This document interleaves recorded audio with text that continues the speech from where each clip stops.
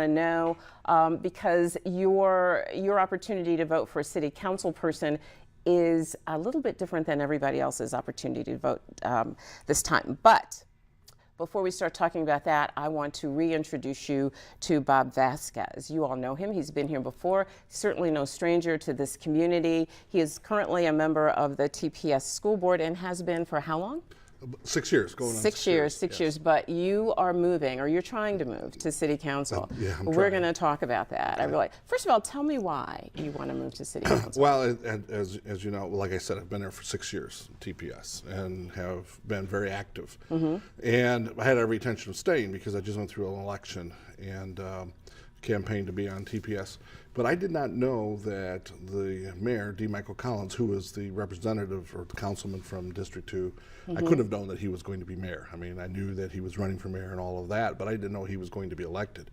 So then what happened was that seat came open, and then there was an appointment. But when I thought about it, it occurred to me that I've lived and worked in District 2 for over 20 years.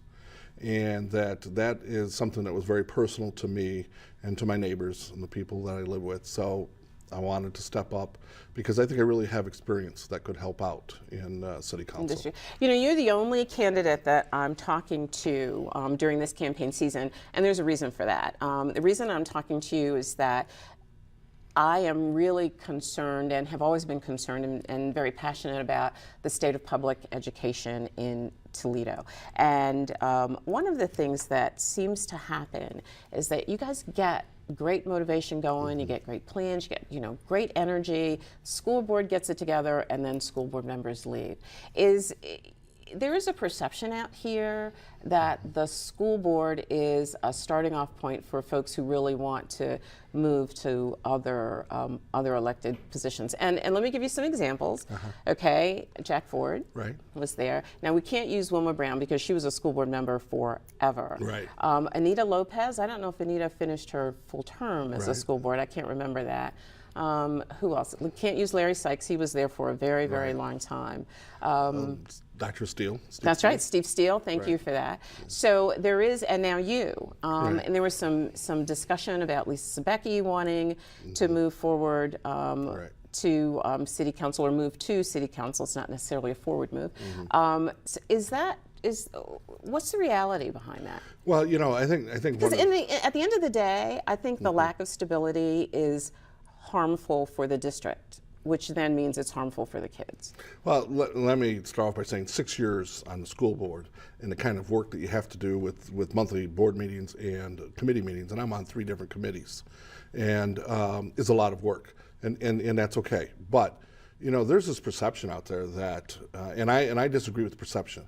There's a perception that school board is a stepping stone to other offices, and I disagree with that. And the reason I disagree with it, and I don't dispute what you're saying, but the reason I personally disagree with it is because I think school board is one of the most important elected positions in the whole city and even in the county. And the reason I think that is because I think that the state and status of our school system is important to the economic condition of the community, and I think it's important to all of our students and all of our families. It's a very personal kind of thing. So I really, and I know that the perception is that school board members are somehow the first rung of a political career. I don't see that at all, and I disagree with it. I think that they're more important. Now they don't get paid except for $80 a meeting. Everybody thinks that the school board gets paid. That's not really true. It's basically a volunteer position. It costs you more to be a school board member than anything. Yeah, that would be true. But so going to city council is doing something different for me. Just doing something different. Right. Just doing something. All right. So you mentioned that being on 3 committees was an awful lot of work. Do you think it's going to be less work to go to city council? No, I don't. I'm just saying that when I mention that, I'm just saying that when you're there for 6 years, and it's not like you're stepping away from something. You're continuing your work, and continuing to work and going to city council is. I'm not going to abandon education. Well, let's talk about that for a minute. It would seem to me that there there is the possibility of some real synergy between what happens at City Council and what happens at Toledo Public School Systems. And if there isn't, there really should be. Right. There should be. So do you have some idea about how to make that happen? I do. And because of what I just said and the things that are going on in the community and the way board members are regarded and the way City Council and other elected officials are regarded, there really needs to be a partnership, a very strong partnership between the city, the county, and also the universities in our area and Toledo Public Schools. And I've always thought that. So I'm not going to abandon public education or Toledo Public Schools. I'm very passionate about education. I really think that education in the state of our school district is really central to everything that happens in the community. And so I'm going to try to use City Council as continuing that synergy, if you will, by using the elected position of City Council and working with the mayor and working with the county commissioners and working with the university presidents to try to help and partner with Toledo Public Schools. In what ways? Well, I think one of the ways is that when you look at the community, we always talk about branding. I think we ought to brand Toledo as an education community, because if you look at it, but in order to do that, you have to have everybody involved. This was when I was president of the school board. Mm-hmm. This was always one of the issues because we had some pretty tough financial times, and I went to the mayor and asked the mayor for help. I went to the University of Toledo and asked President Jacobs for assistance, and but there's always a fear that if you ask for assistance, you're asking for somebody to take things over, that they will take things over. I don't have that fear, and I don't think anybody wanted to do that. So you have to really collaborate. You can't have those kinds of fears to do that, to get the kind of help that you need. It's an interesting idea to brand this community as an education community, but I would think we'd need to fix some of the problems that are glaring at us before we started touting that particular moniker to the world. A couple of those problems have to do with the continued lack of achievement for people of color in the school system.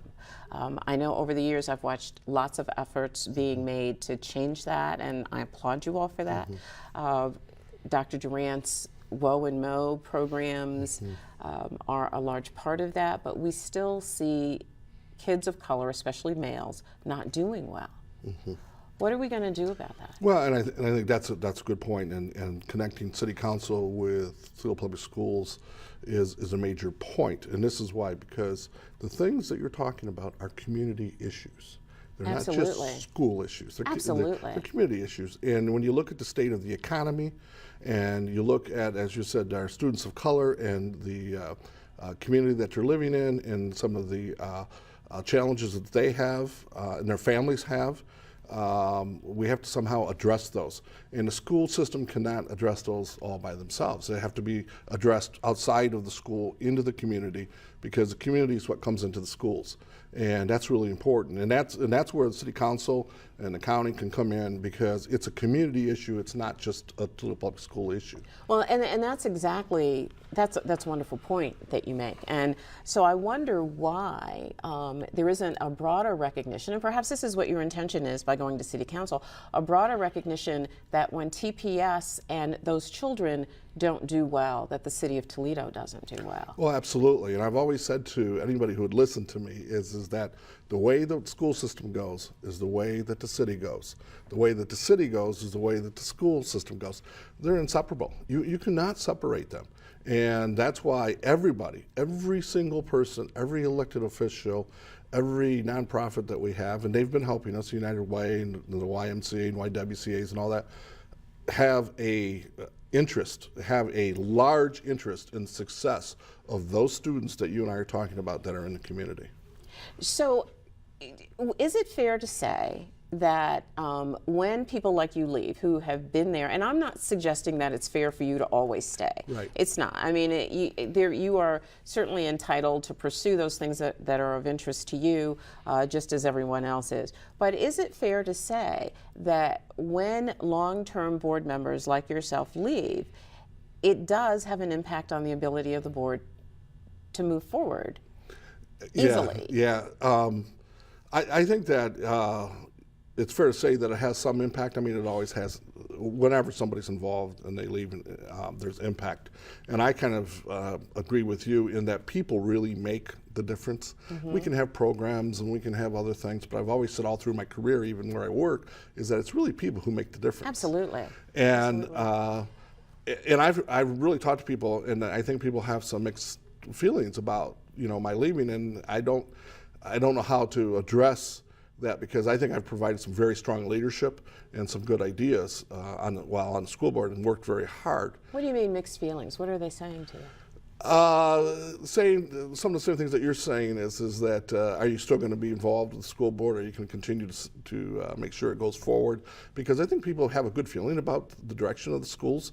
But people have to remember that there were administrators, there were superintendents before the superintendent, and what we've done is build on everything that's been going on. And the other thing that I just want to point out is that even though I think that I've had a big impact, it was the whole board.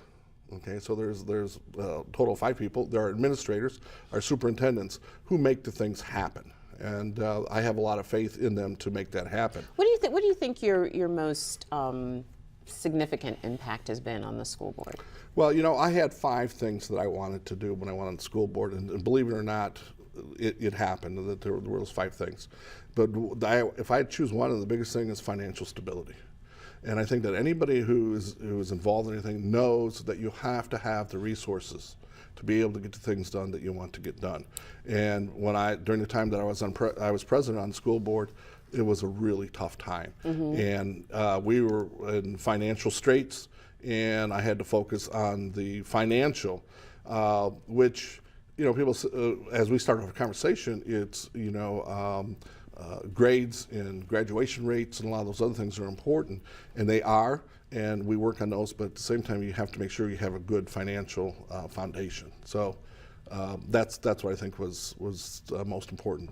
All right, I'd like to talk about your other things that you wanted to get done, that you maybe have left in one state or another, and maybe a few disappointments about things you didn't have a chance to get done when we come back, okay? You'll stay with me? Yes. All right, we'll be back in just a second. Please stay with us.